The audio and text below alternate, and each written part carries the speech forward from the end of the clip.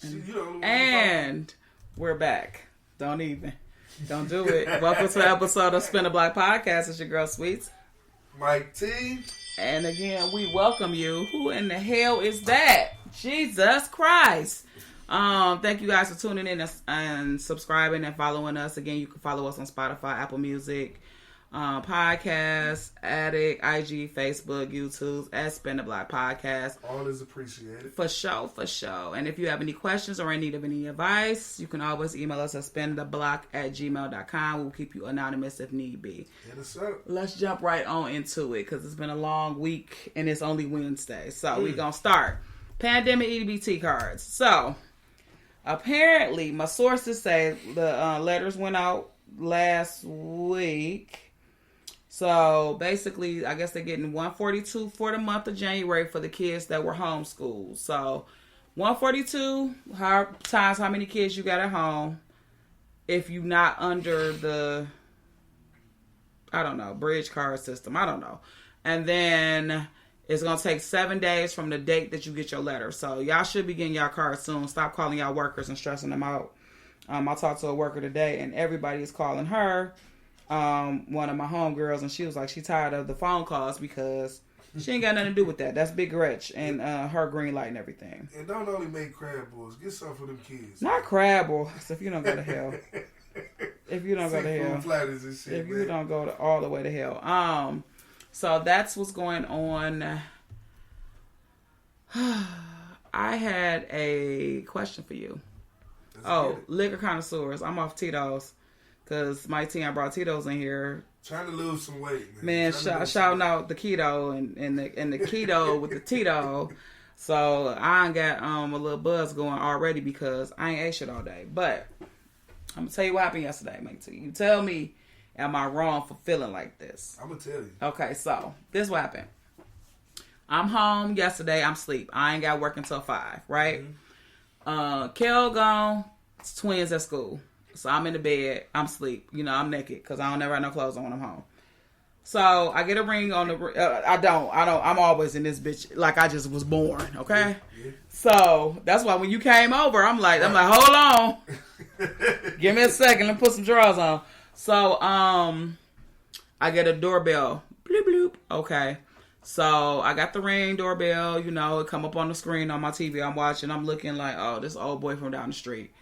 So I'm talking to him through the TV, like, what's poppin', Jay? He like, I want to dump some wood chips in y'all next to y'all lot. I'm like, all right, push that shit all the way to the back, bloop. Okay, boom.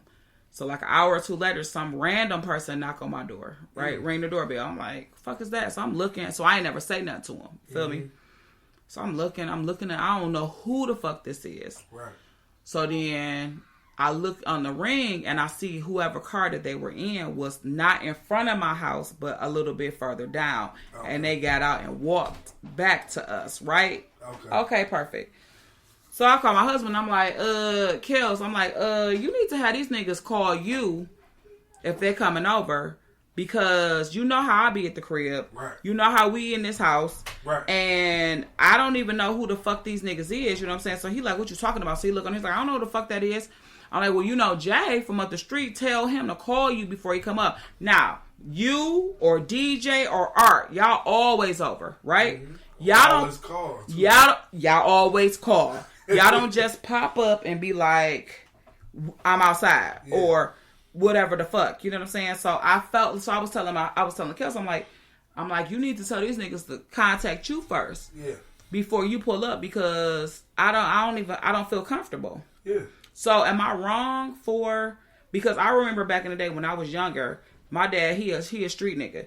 And I never met none of my dad's friends. Never. Like I knew like my godfather and them, but like his workers or... Yeah, you met the uncles, you didn't meet the other niggas. No, they never came to the house. They never came over for Thanksgiving, Christmas, none of that shit. Mm-hmm. And I remember one day, dude came over and knocked on the door. So my dad came to the door. What's up, homeboy? So I came to the door. I'm like, what's up?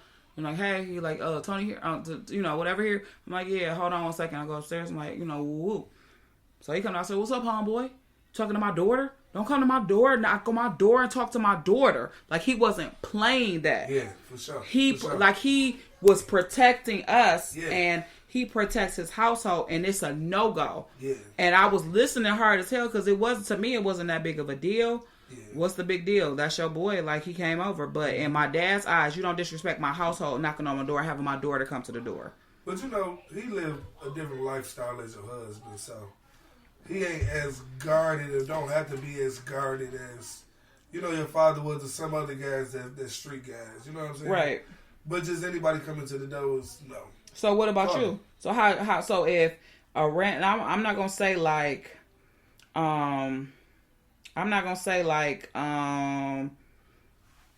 Kevin or Dwight or somebody like that. Or Dom, you feel me? Yeah. I'm saying like one of your boys, that's your boys, but not your boy, but that's your boy. Yeah. And they come and pop up and knock at your door. I would prefer anybody to call me before they come. Right. You know, if I know you coming and your phone dies, something like that, or if it's an emergency situation and you come, you know, it ain't gonna be no love lost, but I'm gonna be like, damn, nigga, why you ain't call me? Okay. But an off-brand person, I'm gonna look at you funny too. Because then, you know, my woman at the crib, my kids at the crib, did you try to call and come? Well, you might have thought I wasn't here, or thought something was going on, or like, what type of tip you want? You know what I'm saying? So, yeah, I'm gonna be like, what the fuck? Bro, you straight? Right. You good? It ain't an emergency? Right. You just come to see how I'm doing? Right. I'm doing all right. Yeah. I'm talking to you through the door. For sure. That's just me, though. But so that's the thing. So on my end, I felt like I'm talking to Kels, and I'm telling him, I'm like, so you don't feel no kind of way? And he like, well, no, cause woo. And I'm like, so I got mad because I'm like, you supposed to make sure we good, but I'm not gonna front. He did call me when I was like, cause I was telling him, I was like, I don't even understand why whoever this last person was, why they parked up the street and walked back. Yeah. That made me feel some kind of way. Yeah. And it's just too much going on in the world right now. Yeah. You know your husband is kumbaya. Oh, he's just so cool. I can't take it. He get along with everybody, and that's a blessing too. He don't have no problems with guys. You know, guys don't have no problems with him.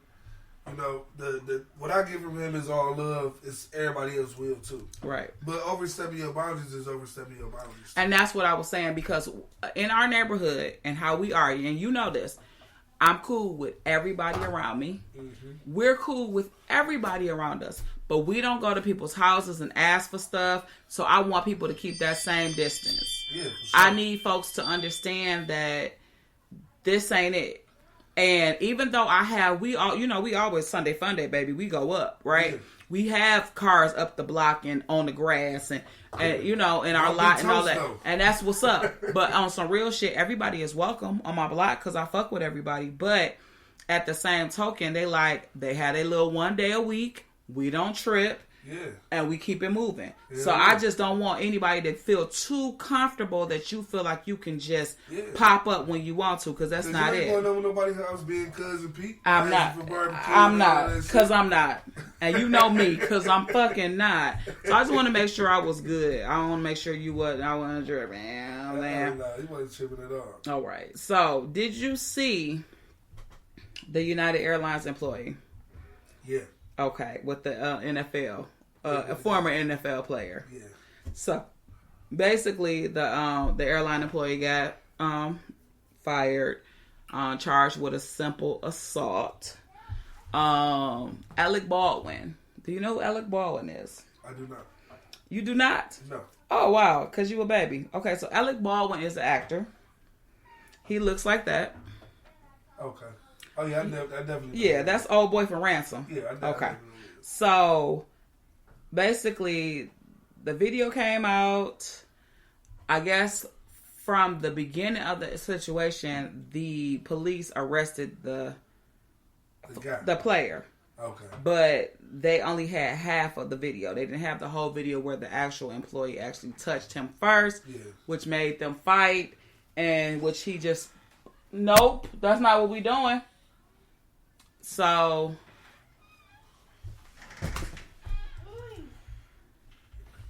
now you know who Alec Baldwin is. Okay. So basically, this is what he said. The guy working at the airport is the victim. He came to work to do a job. The other guy with his big mouth is guilty of workplace abuse, where people come to work with an expectation of safety, even civility. This asshole who hit this guy should be put on a no-fly list. Says the guy, because you know who Alec Baldwin is, I told you. This is the guy who shot and killed somebody on a set last year. Because he was playing too much with a prop gun and shot a fucking person on the set. Right, yeah, okay? Yeah. That's the same person. Yeah. You got so much to say because you didn't even watch the entire situation, which was the employee actually attacked him. Yeah. So when you watched that video, what did you think? When I seen the video, I don't know what started the altercation. Right. But the guy kept saying, like, bro, don't get back up away from me. Right. Get back away from me. Right. Then when the guy struck him, he said, did everybody see him put his hands on him? Mm-hmm. Now, at that point, the other guy wasn't the aggressor. Mm-hmm. But what the fuck you supposed to do when somebody hits you in the face? Exactly. You're going to react. Mm-hmm. And he reacted. He wasn't a bad person for his reaction, so. Because your reaction is your reaction. Yeah. So. What would you do if you was that situation? If you was in that situation and you on your way out of town with your boo and it goes up. And this is the airline employee. I would have tried to prevent the situation. Okay. But my man hit him first. He walked up to him in his personal space. Right. And hit him. Right.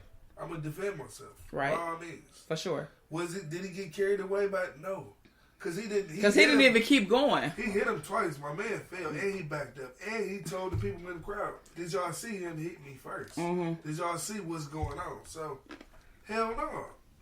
Hell no. He should be able to fly free for the rest of his life. For the rest of his life? Hell yeah. Okay. That's how you feel? Definitely. And I ain't even saying it an issue that it can come to race because there was a white guy that got hit and a black guy that hit him and all of that. It's just right or wrong. Right. You know what I'm saying? Dog was wrong. Period. I agree. And I understand, of all people, understand that airline employees are working hard. Okay? I understand that. Mm-hmm. However, there is a level where you can't cross. For sure. And there's a level where you can't cross just in general. Because once I put my hands on you, it is free game. Yeah. It is free game. Yeah. And to me, in my eyes, I looked at that situation like where he was at, he was clearly at the gate. So that means he's already been through TSA, which means he does not have a weapon on him. Yeah. And he felt like he could try him. And he put that person down. He sized him up. And shit, that was the wrong size. Did he know he was a former NFL player? I doubt it. Do he know that he was going to get fired? I doubt it. You know what I'm saying? But, he learned today. Yeah. And you know what? We all get caught up in our emotions, and a lot of times we bring shit from home to work, so we don't know what that guy was going on. And that's what I was going to ask you. Have you ever been in a situation where you felt like you wanted to attack an employee at a establishment? I'm not even going to say airline, but just an establishment. Yeah. Where? Give me an example. Any Detroit restaurant that I've been to. Go to hell. No, at the Starters though. I was at Starters. Not Starters. You know how Starters is, man. They be packed. They slow. You know what I'm saying? A lot of bullshit, but it's like, okay. We had a waiter. It was a guy. Be respectful. Be mindful that I'm here to spend my money. You know what I'm saying? That you get paid to do a job. So it's like, okay. I'm telling you, bro, that's my food sitting at the counter. Right there. You feel like it's people in front of me that need drinks and this and this and that, which is, hey, it's busy here, I get it, but my food is sitting there. Right. So then when I get my food is cold, it is dry as fuck. So when I tell you, because I put my finger in my food, I'm telling them. Mm-hmm. So what you want your money back or what you want to do? Because, no, I need to talk to somebody else higher than you because apparently this ain't going to go where you want it to go. No, you can settle this with me. No, I cannot settle this with you because this shit ain't right. You know what I'm saying? And then now I'm to the point where I don't even want you to make me some more food because I'm skeptical of what you might do to it. Or, you know what I'm saying? How it's being handled. And there's that because everybody don't have integrity. And me being a caterer and working in the food industry back when I was younger, I remember